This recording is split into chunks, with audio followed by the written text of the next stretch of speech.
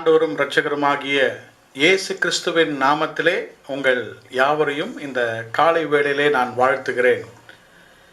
இன்று காலை நம்முடைய வேத தியானத்திற்காக எரேமியா தீர்க்கதரிசன புத்தகம் 18ஆம் அதிகாரத்திலே 2, 3, 4ஆம் வசனத்தை நாம் வாசிக்கப் போகிறோம்.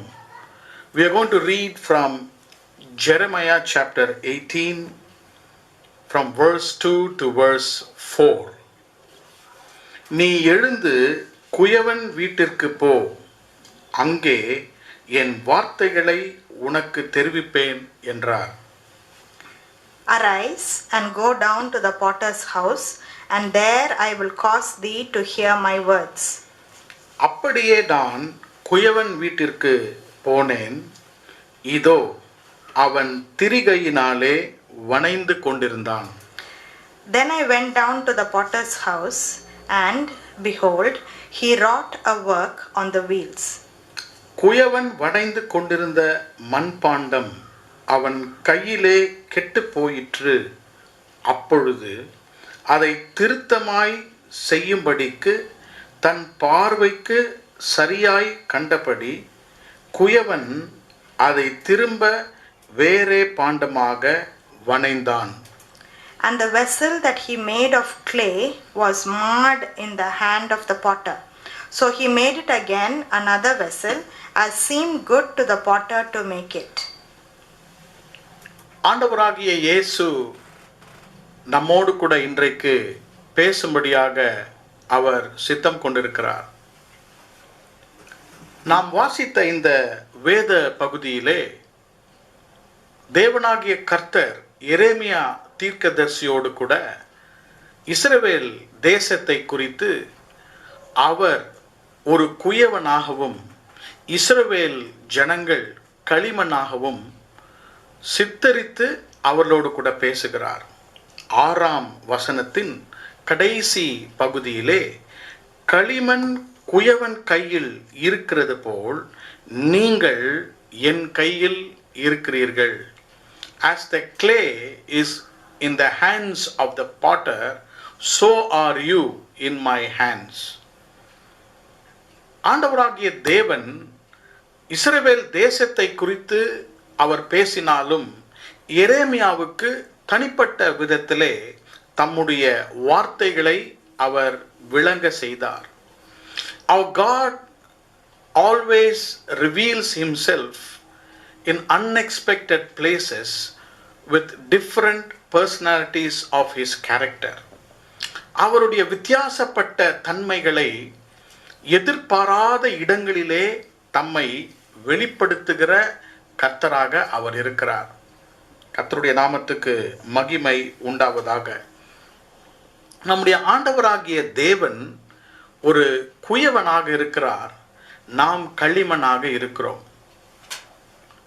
அவர் குயவனாக அவர் இருக்கும் பொழுது நம்முடைய வாழ்க்கை முழுவதும் அவர் பொறுப்பேற்று அவர் நம்மை நடத்துகிறவராக இருக்கிறார். கர்த்தருடைய நாமத்திற்கு மகிமை உண்டாவதாக. இன்றைக்கு வாழ்ந்து கொண்டிருக்கும் நம்முடைய வாழ்க்கையிலே அவருக்கு ஏறெடுக்கப்பட்ட ஒரு வாழ்க்கை, ஒப்பு கொடுக்கப்பட்ட வாழ்க்கையை குறித்து இந்த பகுதியிலே ஆண்டவர் சில சத்தியங்களை நமக்கு போதிக்கும்படியாக விரும்புகிறார். 3ஆம் 4ஆம் வசனத்திலே குயவனுடைய வேலையை 3 வார்த்தைகளிலே உங்களுக்கு கோடிட்டு காண்பித்து நான் செய்தியை கொடுக்க விரும்புகிறேன். 3ஆம் வசனத்திலே வனைந்து கொண்டிருந்தான். 4ஆம் வசனத்திலே வனைந்து கொண்டிருந்த மண்பாண்டம். 4ஆம் வசனம் கடைசி வார்த்தை வனைந்தான். வனைந்து கொண்டிருந்தான். அவன் வனைந்து கொண்டிருக்கும் போது கடைசியாக அதை அவன் வனைந்தான். ஆண்டவராகிய தேவனாகிய கர்த்தர் நம்முடைய வாழ்க்கையை இந்த 2 வசனங்களிலே மிகவும் அருமையாக சித்தரித்து நாம் விளங்கும்படியாக பேசுகிறார். 3 சத்தியங்களை உங்கள் மத்தியிலே நான் இந்த பகுதியிலிருந்து வைக்க விரும்புகிறேன். The vessel is made by God. இரண்டாவதாக, the vessel is marred in the hands of the potter. மூன்றாவதாக, the vessel is mended in the hands of the potter. The vessel is made, the vessel is marred, and the vessel is mended. இந்த மண்பாண்டம் முதலாவதாக உருவாக்கப்படுகிறது. இரண்டாவதாக இந்த மண்பாண்டம் உடைந்து போகின்றது. மூன்றாவதாக இந்த மண்பாண்டம் உருமாற்றம் அடைகிறது. கர்த்தருடைய நாமத்துக்கு ஸ்தோத்திரம். உருவாக்கப்பட்ட மண்பாண்டம், உடைந்து போன மண்பாண்டம், உருமாறின ஒரு மண்பாண்டம். இதுதான் நம்முடைய வாழ்க்கையாக இன்றைக்கு விளங்குகிறதா இருக்கின்றன. இந்த வார்த்தையை கேட்டுக்கொண்டிருக்கும் அருமையான சகோதர சகோதரிகளே, ஆண்டவராகிய தேவன் நம்முடைய வாழ்க்கையை முழுவதும் அவர் பொறுப்பேற்று இருக்கிறார்.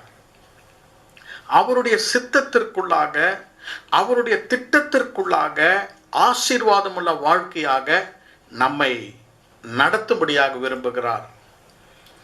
The Creator wants to lead our life according to His will and fulfill all the plans that He has for us. முதலாவதாக 3ஆம் வசனத்தை உங்களுக்காக வாசிக்கிறேன். அப்படியே நான் குயவன் வீட்டிற்கு போனேன், இதோ அவன் திரிகையினாலே வனைந்து கொண்டு இருந்தான். Then I went down to the potter's house, and behold, he wrought a work on the wheels. குயவனுடைய வீட்டிலே களிமண்ணை வைத்து அந்த குயவன் ஒரு மண்பாண்டத்தை வனைந்து கொண்டிருக்கிற காரியத்தை எரேமியா பார்த்து கொண்டிருக்கிறான். அருமையான சகோதர சகோதரிகளே, முதலாவதாக உங்களுடைய என்னுடைய வாழ்க்கையை குறித்து நாம் அறிந்து புரிந்து கொள்ள வேண்டிய சத்தியம், we as a vessel are made by this potter. உங்களுடைய என்னுடைய வாழ்க்கை இந்த கர்த்தருடைய தேவனால், குயவனால் உருவாக்கப்பட்டது. We are made by the hands of the potter. அவர் களிமண்ணை வைத்து இந்த மண்பாண்டத்தை உருவாக்குகிறார். 3ஆம் வசனத்திலே ஆண்டவர் உங்களையும் என்னையும் உருவாக்கினார் என்று அந்த சத்தியத்தை நாம் எப்படி விளங்கிக் கொள்ள முடியும்? 3 காரியத்தை உங்களுக்கு சொல்ல விரும்புகிறேன். முதலாவதாக, களிமண் என்று சொல்லும்பொழுது it speaks about our weakness. நாம் ஒரு பலவீனமான பாண்டம் என்பதை நாம் அறிந்து கொள்ள வேண்டும். 103ஆம் சங்கீதம், Psalm 103, 103ஆம் சங்கீதத்தை உங்களுக்காக வாசிக்கிறேன். 103ஆம் சங்கீதம் 14ஆம் வசனம். Psalm 103 verse 14.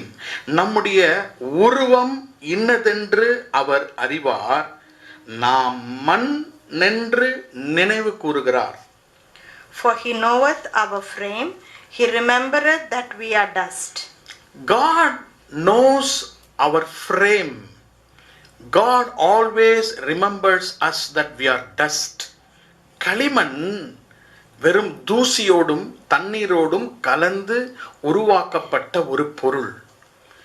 கர்த்தர் நம்மை இந்த உலகத்திலே உருவாக்கின பொழுது நம்மை களிமண் என்றும் அவர் நினைவு கூர்ந்து, he knows our frame, நம்முடைய உருவத்தை அவர் அறிந்திருக்கிறார். எப்படிப்பட்ட உருவம்? பலவீனமான உருவத்தை தான் நாம் வைத்திருக்கிறோம். நமக்குள்ளாக சொல்லனா பலவீனத்தை நாம் இன்றைக்கு சுமந்து கொண்டிருக்கிறோம். சரீர பலவீனங்கள், ஆவிக்குரிய பலவீனங்கள், பல விதமான பலவீனங்களோடு கூட நாம் இன்றைக்கு வாழ்ந்து கொண்டிருக்கிறோம். நாம் நம்முடையவர்கள் அல்லவே அல்ல. We always belong to the work of the creator. கர்த்தருடைய நாமத்துக்கு ஸ்தோத்திரம். நாம் இந்த குயவனால் உருவாக்கப்பட்டிருக்கிறோம் என்று சத்தியத்தை எப்படி ஏற்றுக்கொள்ள வேண்டும்? நாம் பலவீனமானவர்கள். நம்முடைய உருவத்தை, நம்முடைய சரீரம் மண் என்று அவர் நினைவு கூறுகிறார்.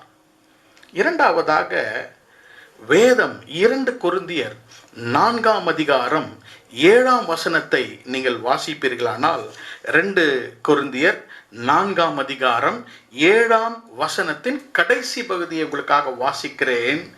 இந்த பொக்கிஷத்தை மண் பாண்டங்களில் பெற்று இருக்கிறோம்.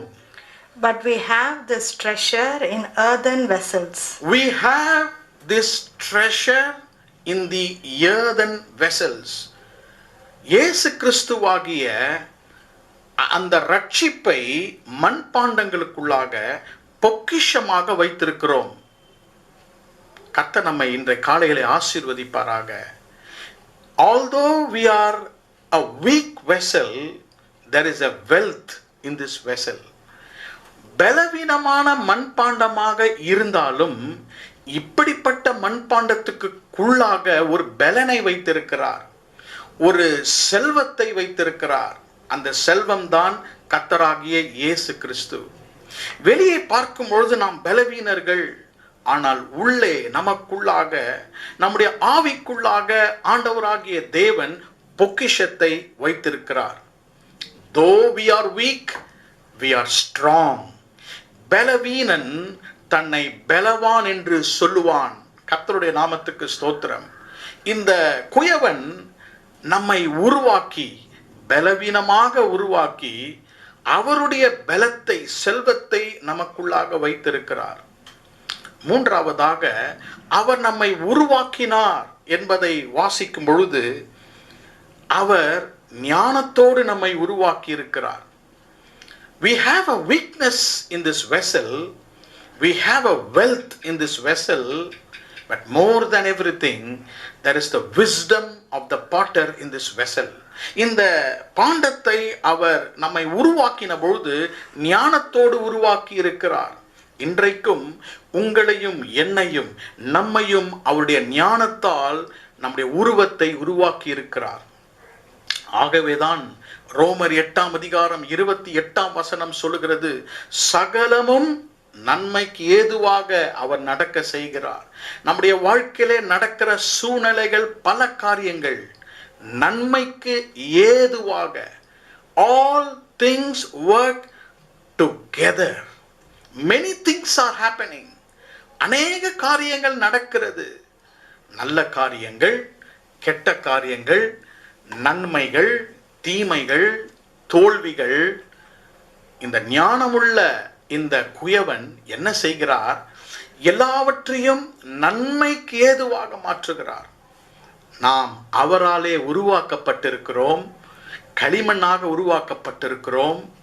பலவீனர்கள், ஆனால் பலமுள்ளவர்கள். அவருடைய ஞானத்தால் இன்றைக்கு நடத்தப்படுகிறோம். Though we have been created weak, we are strong.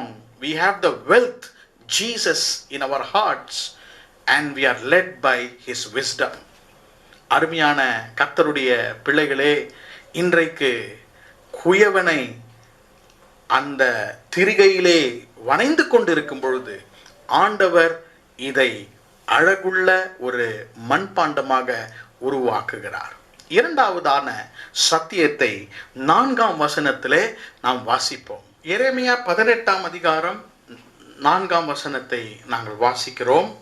குயவன் வணைந்து கொண்டிருந்த மண்பாண்டம் அவன் கையிலே கெட்டு போயிற்று.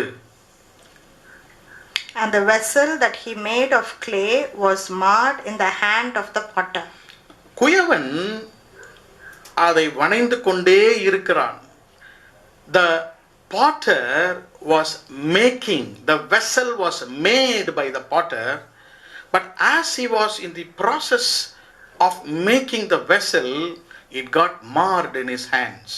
அவருடைய கரத்திலே இந்த மண்பாண்டம் கெட்டு போயிற்று என்று வாசிக்கிறோம். கர்த்தருடைய நாமத்திற்கு மகிமை உண்டாவதாக.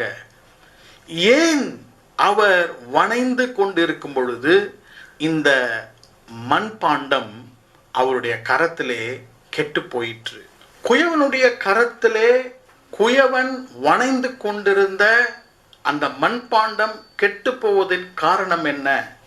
குயவனுடைய கரத்திலே தான் அந்த களிமண் இருக்கிறது. ரோமர் 9ஆம் அதிகாரம் 20ஆம் வசனத்தை உங்களுக்காக நாங்கள் வாசிக்கிறோம்.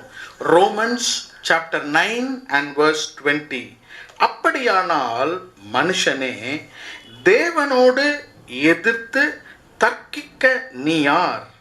உருவாக்கப்பட்ட வஸ்து உருவாக்கினவை நோக்கி நீ என்னை ஏன் இப்படி உண்டாக்கினீர் என்று சொல்லலாமா?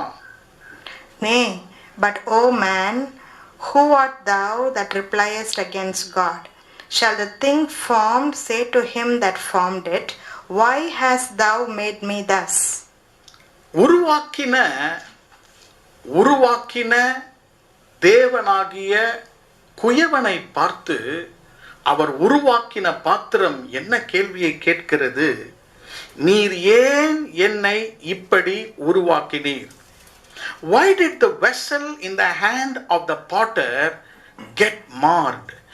ஏன் அந்த களிமண் கெட்டு போயிற்று? உருவாக்கினவரை பார்த்து இந்த களிமண் என்ன கேட்கிறது? Why did you make me like this? மிகவும் எதிர்ப்போடு கூட என்னை இப்படி உருவாக்கி இருக்கலாமே என்று அந்த களிமண் குயவனை பார்த்து கேட்கிறது. The main reason for life's getting marred in the hands of the potter is the rebellious nature that is in the clay. மனிதன் தன்னுடைய சுய சித்தத்திலே தன்னை உருவாக்கின குயவனை பார்த்து கேட்கிறான், ஆண்டவரே, ஏன் என்னை இப்படி உருவாக்கினீர்? Why does this rebellion come in the heart of people and they get destroyed in the hands of the potter? மனிதனுடைய சித்தம் என்று ஒன்று உண்டு, தேவனுடைய சித்தம் என்று ஒன்று உண்டு. குயவன் இந்த களிமண்ணை உருவாக்கி கொண்டிருக்கும் பொழுது தன்னுடைய மனதிலே அதை இப்படி உருவாக்க வேண்டும் என்று அதை உருவாக்கி கொண்டிருக்கும் பொழுது களிமண் அந்த குயவனை பார்த்து கேட்கிறது, why can't you make me into this kind of vessel? ஏன் என்னை இப்படி உருவாக்கி வைத்திருக்கிறீர்? வாழ்க்கையிலே ஆண்டவருடைய சித்தத்திற்கு நேராக நம்முடைய விருப்பமாகிய சித்தத்திலிருந்து கேள்விகளை கேட்கும் பொழுது our life gets destroyed but in the hands of God. அருமையான கர்த்தருடைய பிள்ளைகளே, our rebellious nature, சில நேரத்திலே நாம் ஏன் இப்படி நடக்கிறது, இப்படிதான் நடந்திருக்க வேண்டும் என்று சுய சித்தத்திலே இருக்கும் பொழுது குயவனுடைய கரத்தில் இருக்கிற அந்த களிமண் கெட்டு போகிறது. கர்த்தருடைய நாமத்துக்கு ஸ்தோத்திரம். When rebellion starts in the heart of man, he gets rejected. அவன் பல சூழ்நிலையினாலும் தேவனாலும் அவன் புறக்கணிக்கப்படுகிறான். Why he gets rejected by God? When our lives don't correspond to his will, அவருடைய சித்தத்திற்கு மாறாக நாம் எதிர்ப்பு தெரிவிக்கும் பொழுது அந்த குயவன் வீட்டில் இருந்த பல பாத்திரங்களை அவர் புறக்கணித்து வைத்திருக்கிறார். குயவனுடைய வீட்டிற்கு எரேமியாவை கொண்டு சென்ற காரணம் அதுதான். There are lot of rebellious vessels which has been rejected by the potter. இன்றைக்கு let us not be rebellious to be rejected by God. ஆனால் இந்த பாத்திரம் went from being rebellious to be resigned to the will of God. இந்த பாத்திரம் ஆண்டவரை பார்த்து கேட்ட கேள்விக்கு பிறகு ஆண்டவருக்கு ஒப்பு கொடுத்ததாக வாசிக்கிறோம். கர்த்தருடைய நாமத்துக்கு ஸ்தோத்திரம். அவருடைய கரத்தில் இருக்கிற அந்த பாண்டம் உருவாக்கப்பட்டது. இப்பொழுது நாம் வாசித்து கொண்டிருக்கும் பொழுது அந்த பாத்திரம் உடைந்து போகிறது. ஏன்? ஆண்டவருக்கு சிருஷ்டிகருக்கு விரோதமாக அந்த பாத்திரம் கேட்கிறது, அந்த களிமண் கேட்கிறது, why did you make me like this? ஒருவேளை இன்றைக்கு நீங்கள் போகிற எல்லா சூழ்நிலைகளிலும் ஆண்டவரை பார்த்து நீங்கள் கேட்கலாம், ஆண்டவரே, நீர் ஏன் என்னை இப்படி உருவாக்கினீர், நான் இப்படி இருந்திருக்கலாமே என்று நீங்கள் கேட்கலாம். ஏசாயா தீர்க்க தரிசன புத்தகம் 45 அதிகாரம் 9 வசனத்தை உங்களுக்காக வாசிக்கிறோம். Isaiah chapter 45 and verse 9. தன்னை உருவாக்கினவரோடே வழக்காடுகிறவனுக்கு ஐயோ! களிமண் தன்னை உருவாக்கினவை நோக்கி என்ன செய்கிறார் என்று சொல்லத் தகுமோ?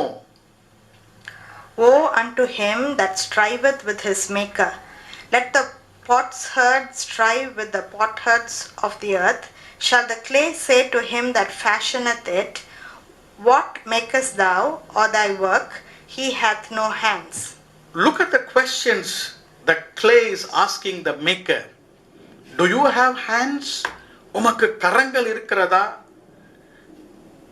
இந்த களிமண் குயவனை பார்த்து வழக்காடுகிறது. ஒருவேளை இன்றைக்கு உங்களுடைய வாழ்க்கை சூழ்நிலை நிமித்தமாக வழக்காடினால் நம்முடைய வாழ்க்கை நிச்சயமாகவே அவருடைய கரத்திலே உடைந்து போகும். அநேகர் இன்றைக்கு வாழ்க்கையிலே உடைக்கப்பட்டிருக்கிற காரணம், they don't align themselves to the divine will of this potter. இன்றைக்கு கர்த்தர் உங்களை பார்த்து சொல்லுகிற அவருடைய சத்தியமான வார்த்தை என்னவென்றால், நாம் அவருடைய கரத்திலே உருவாக்கப்பட்டோம். சில நேரத்திலே நம்முடைய பலவீனங்களாலும் நம்முடைய வார்த்தையினாலும் அவரை எதிர்த்து பேசுவதினாலே நாம் உடைந்து காணப்படுகிறோம். பிரியமான கர்த்தருடைய பிள்ளைகளே, இந்த குயவன் எரேமியாவை பார்த்து பேசிக்கொண்டிருக்கும் பொழுது அந்த களிமண்ணை அவர் அப்படியே விட்டுவிடவில்லை. அவர் என்ன செய்கிறார்? இதுதான் 3வது சத்தியத்தை உங்கள் மத்தியிலே நான் பகிர்ந்து கொள்ள விரும்புகிறேன். எரேமியா 18 அதிகாரம் 4 வசனத்தின் கடைசி பகுதியை உங்களுக்காக நாங்கள் வாசிக்கிறோம். Jeremiah chapter 18 verse 4 last portion. அப்பொழுது அதை திருத்தமாய் செய்யும்படிக்கு தன் பார்வைக்கு சரியாய் கண்டபடி குயவன் அதை திரும்ப வேறே பாண்டமாக வனைந்தான். So he made it again another vessel, as seemed good to the potter to make it. It was a vessel that was made at the beginning and a vessel that was marred, and now this vessel is going to be mended by God, the potter. உருவாக்கப்பட்ட இந்த களிமண், உடைந்து போன களிமண் ஆகிய பாத்திரம் இப்பொழுது மாறப் போகிறது. அவருடைய பார்வைக்கு சரியாய் அவர் கண்டபடி அதை திரும்பவும் நல்ல பாண்டமாக அவர் வணைய ஆரம்பிக்கின்றார். கர்த்தருடைய நாமத்திற்கு மகிமை உண்டாவதாக. இன்றைக்கு அநேகர் இந்த வார்த்தையை கேட்டுக்கொண்டிருக்கிறீர்கள். உங்கள் கடந்த காலத்திலே ஒருவேளை நீங்கள் எடுத்த தவறான முடிவுகள், தவறான யோசனைகள் மூலமாக உங்களுடைய வாழ்க்கை மிகவும் கெட்டு போயிருக்கலாம். You may be struggling to come out of it. There is always a solution in the kingdom of God. எரேமியாவை குயவனுடைய வீட்டிற்கு கொண்டு சென்ற காரணமே ஒரு நம்பிக்கையை தருவதற்காக. இன்றைக்கும் ஆண்டவராகிய தேவன் நம்மை கெட்டு போன நிலைமையிலே நம்மை விட்டு விடுகிற தேவன் அல்ல. The marred vessel is being mended by the potter. என்ன செய்கிறார்? தன்னுடைய பார்வைக்கு எது நல்ல காரியமோ, தன்னுடைய சித்தத்தின்படி, அவருடைய திட்டத்தின்படியாக இந்த களிமண்ணாகிய பாத்திரத்தை மறுபடியுமாக வனைந்து அவர் முடிக்கிறார். இந்த சத்தியத்தை நீங்கள் விளங்கிக் கொள்ளும்படியாக கர்த்தர் உங்களுக்கு விரும்புகிறார். மத்தேயு எழுதின சுவிசேஷம் 27 அதிகாரத்துக்கு நேராக நம்முடைய வேதத்தை திருப்பிக் கொள்வோம். Matthew's Gospel chapter 27. மத்தேயு 27 அதிகாரம் 7-8 வசனத்தை உங்களுக்காக நாங்கள் வாசிக்கிறோம். Matthew 27 verse 7 and verse 8. ஆலோசனை பண்ணின பின்பு அந்நியரை அடக்கம் பண்ணுவதற்கு குயவனுடைய நிலத்தை அதனாலே கொண்டார்கள். இது நிமித்தம் இந்த நிலம் இந்நாள் வரைக்கும் இரத்த நிலம் எனப்படுகிறது. And they took counsel and bought with them the potter's field to bury strangers in. Wherefore that field was called the field of blood unto this day. நாம் வாசித்த இந்த மத்தேயு 27ஆம் அதிகாரம் 4 7 8 வசனங்களை வாசிக்கும் பொழுது யூதாஸ் காரியோத்து என்ன செய்தான்? இயேசு கிறிஸ்துவனுடைய இரத்தத்திற்கு ஈடாக 30 வெள்ளிக்காசை அவன் வாங்குகிறான். 30 pieces of silver for the blood of Jesus. அந்த 30 வெள்ளிக்காசை அவன் வாங்கி கொண்டு அவன் என்ன செய்கிறான்? தேவாலயத்துக்கு சென்று 5ஆம் வசனத்திலே அந்த வெள்ளிக்காசை தேவாலயத்தை எரிந்து விடுகிறான். அதை எரிந்து விட்டு அவன் புறப்பட்டு போய் அவன் இறந்து போகிறான். நான்று கொண்டு செத்தான் என்று வாசிக்கிறோம். அங்கிருந்த பிரதான ஆசாரியர்கள் அந்த வெள்ளிக்காசை எடுத்து இது இரத்த கிரயமானதால் காணிக்கை பெட்டியிலே இதை போடலாகாது. What can we do with this 30 pieces of silver? நன்றாக கவனிங்கள். அவர்கள் ஆலோசனை பண்ணி ஒரு குயவனுடைய நிலத்தை வாங்கினார்கள். They go and buy a potter's field. நன்றாக கவனிங்கள்.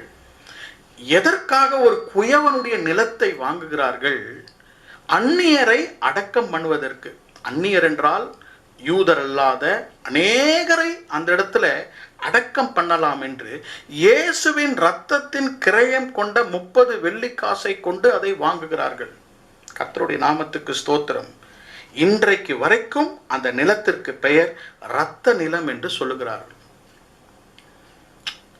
ஏன் இதை உங்கள் மத்தியிலே பகிர்ந்து கொள்கிறேன் என்றால், இயேசு கிறிஸ்து சிலுவையிலே இரத்தம் சிந்தி மரித்த பிறகு அவருடைய இரத்தத்தினால் ஒரு குயவனுடைய நிலத்தை அவர்கள் வாங்கினார்கள். அப்படி என்றால் நீங்களும் நானும் அந்த நிலத்திலே இருந்திருக்கலாம். முதலாவதாக நம்மை உருவாக்கினது சிருஷ்டிகருடைய கரம்.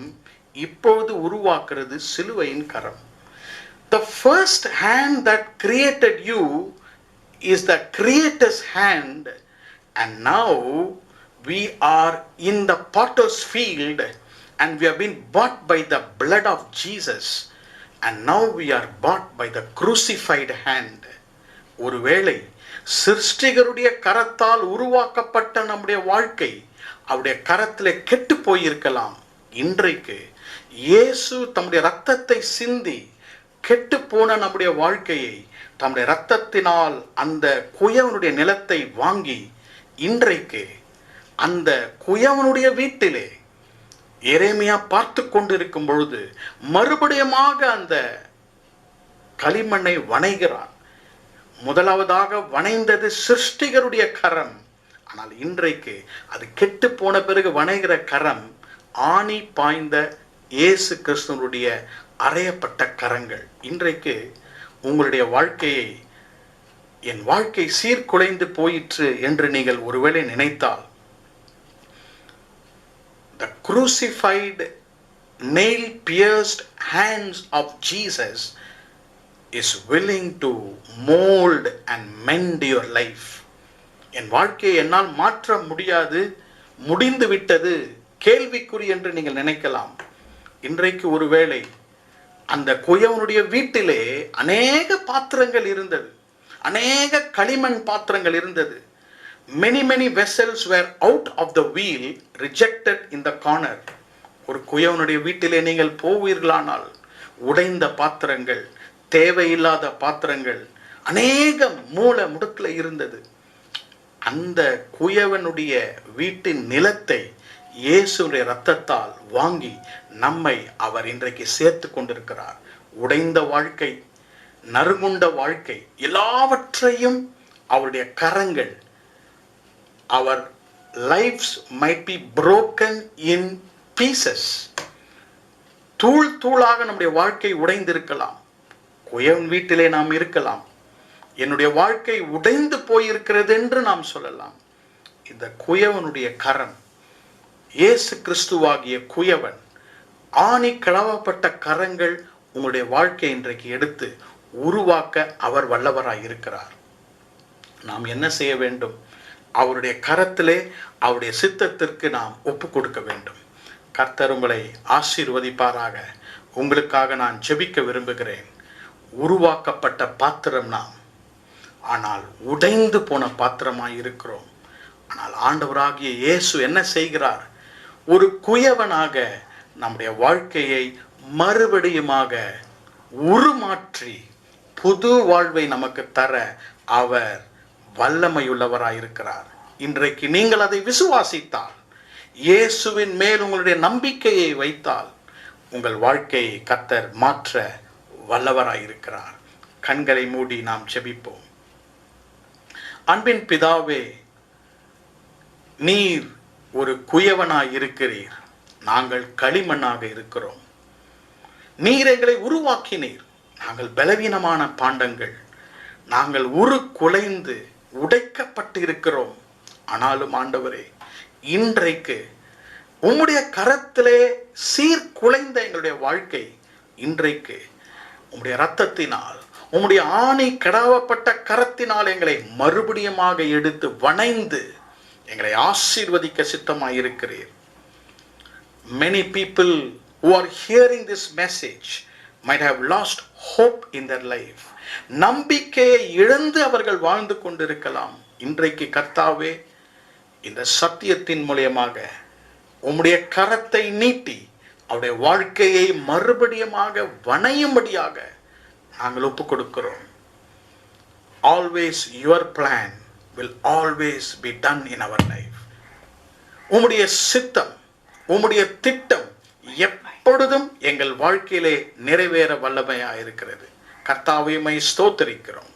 கேட்ட ஒவ்வொருவரையும் நீர் ஆசீர்வதியும். இயேசு கிறிஸ்துவின் நாமத்தில் ஜெபிக்கிறோம் பிதாவே, ஆமென். என் ஆத்துமாவே கர்த்தரை ஸ்தோத்திரி, என் முழு உள்ளமே அவருடைய பரிசுத்த நாமத்தை ஸ்தோத்திரி. என் ஆத்துமாவே கர்த்தரை ஸ்தோத்திரி, கர்த்தர் செய்த சகல உபகாரங்களையும் மறவாதே. ஆமென்.